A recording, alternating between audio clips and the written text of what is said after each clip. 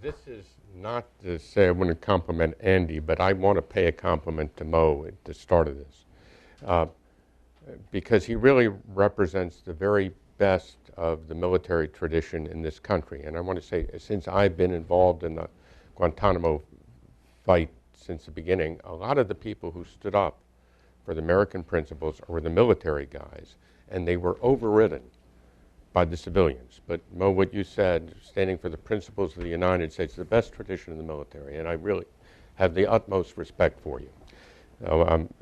For my own personal story, look, I'm a little Jewish kid whose grandfather came from Russia in 1880 something, and one doesn't know whether the stories of your family are true, but we believe them. The story, my great-grandfather was a famous rabbi, and in the 1870s he read the Declaration of Independence and the Gettysburg Address, and he said, if there really is such a country, I want my children growing up there.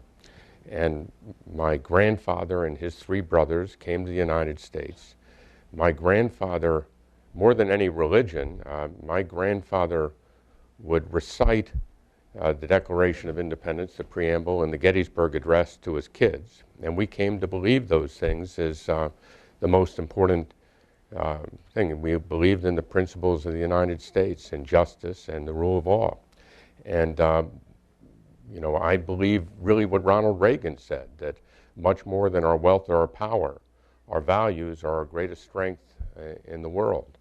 And I do believe what Mo said, and Andy said, that principles are not something you have on paper. They really they matter when they're tested, and you've got to do it. And I also believe, and I might screw it up, but Dante's saying that the worst places in hell are reserved for those who stand silent in the face of injustice.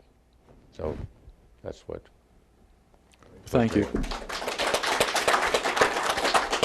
We'll open it up to questions. If you could identify yourself and ask a question, and wait for the microphone, so that the lady here with the blue dress. Hi, Alice Olstein with Free Speech Radio News. You spoke a little bit about the roadblocks from Congress. Can anyone on the panel talk more about the specific ones that were just renewed or passed, and what impact that will have? Yeah, as we were talking before we came in, I had mentioned this is becoming a New Year's Eve tradition. Congress passes the National Defense Authorization Act, and for the last couple of years they've included language that prohibits using any of the funds that are appropriated in that massive bill to bring anyone from Guantanamo to the U.S. And also, if anyone's being transferred out of Guantanamo, they've got to do a certification to Congress and notice of why, the reasons for the transfer out. This is 2 years in a row that the president said he would veto the bill if it passed. And on New Year's Eve, it becomes, which is going to drop first, the ball in Times Square or Obama's veto threat?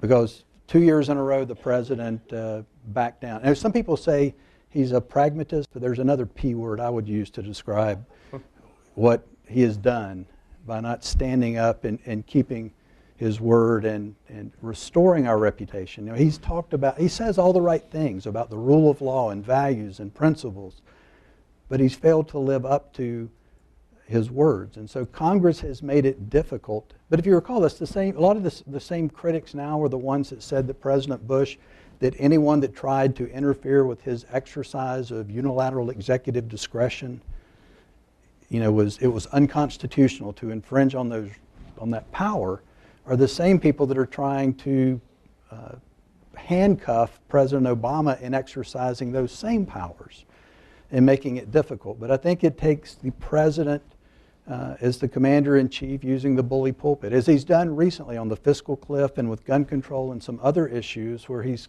stood up and taken the fight to the other side. He hadn't done that on these national security issues, where he's let the other side carry the narrative. Just as a point of information, did if I am correct, he issued a signing statement, meaning that he reserves the right to ignore that particular provision of the Act?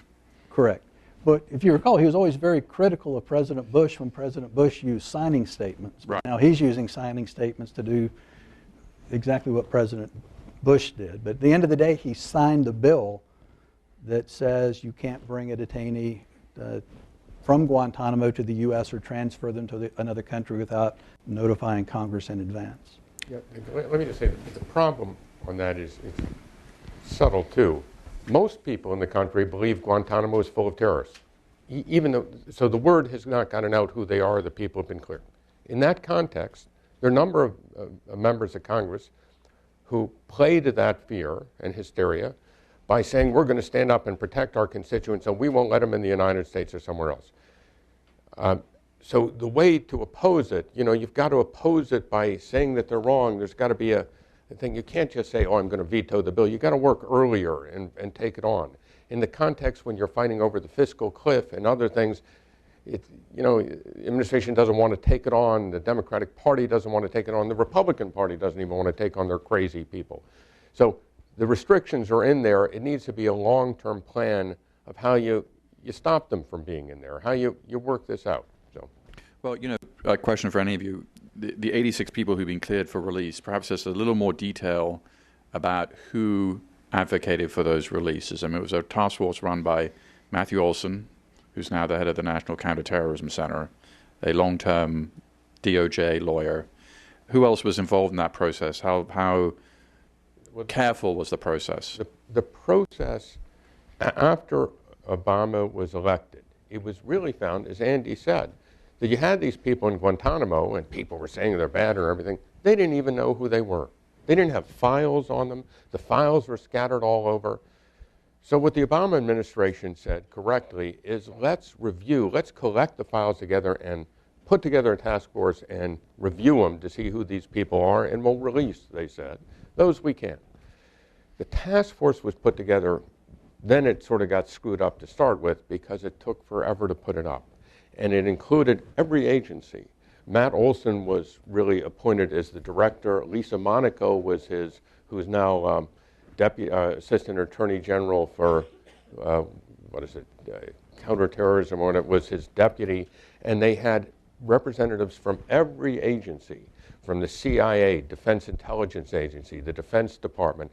It was a very conservative agency. And there had to be unanimous opinion to clear anyone for release. All the agencies had to agree that this person is not a current threat to the United States and not of intelligence value. So it was an extraordinarily careful, lugubrious, long process. Many of the people who weren't cleared, there's nothing on them, but they couldn't come to unanimous agreement.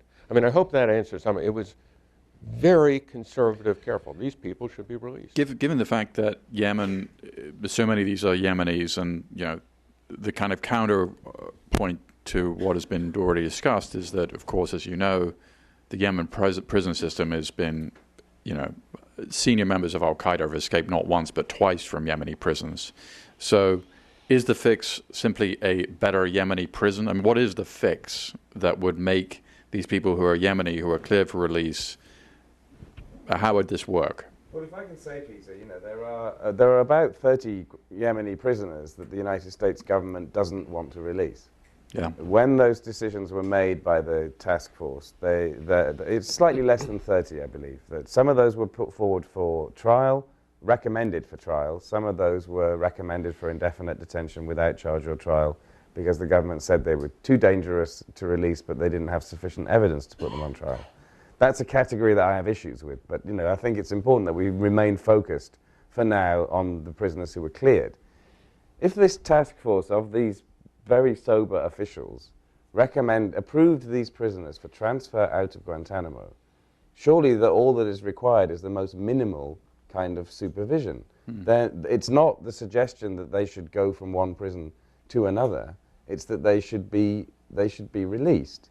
Now, I think primarily because lawyers are involved, and I'm sure Tom can confirm this, it isn't just for reasons of security that they approve people for transfer rather than actually saying cleared for release. Let them go free. It's that lawyers are saying, don't ever admit any kind of responsibility for anything because, then we'll get sued. these people are not dangerous. That's what I mean. Yeah. We're actually, when you ask that question, I'm having to calibrate their dangerousness. The task force would not have approved them to go if we were not talking about people who were insignificant. Yeah. So what is the stumbling block on the Yemenis in particular? Well, there are two stumbling blocks.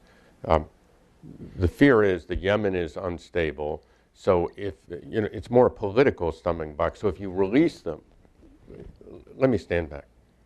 Mo is right.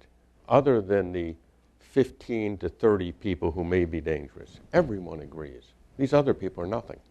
I mean, even if they fought against us in Afghanistan 12 years, they're nothing.